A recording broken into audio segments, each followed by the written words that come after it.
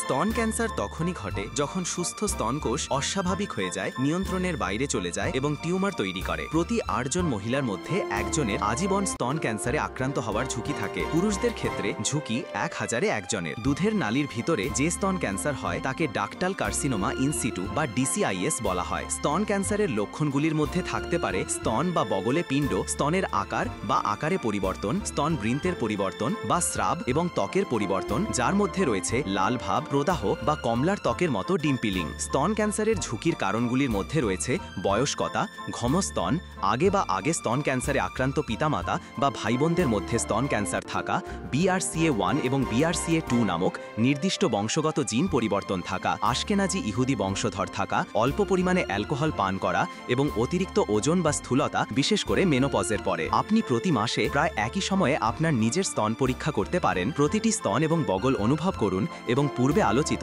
স্তন ক্যান্সারের লক্ষণগুলির সন্ধান করুন। স্ক্রিনিং ম্যামোগ্রামে কোনো পরিবর্তন দেখা গেলে একটি ডায়াগনস্টিক ম্যামোগ্রাম ব্যবহার করা হয়। এতে স্তনের অতিরিক্ত বিস্তারিত ছবি অন্তর্ভুক্ত রয়েছে। স্তন ক্যান্সারের স্টেজিং ক্যান্সারের আকার এবং অবস্থান এবং এটি আপনার শরীরের অন্যান্য অংশে ছড়িয়ে পড়েছে কিনা তা দ্বারা নির্ধারিত হয়। মেটাস্ট্যাটিক স্তন ক্যান্সার হলো এমন ক্যান্সার যা স্তন থেকে শরীরের অন্যান্য অংশে ছড়িয়ে পড়ে। সবচেয়ে সাধারণ স্থানগুলি হল লিভার, হাড়, ফুসফুস এবং মস্তিষ্ক। মেটাস্ট্যাটিক স্তন ক্যান্সারের কোনো প্রতিকার নেই এবং চিকিৎসা হলো দীর্ঘায়িত বেঁচে থাকা।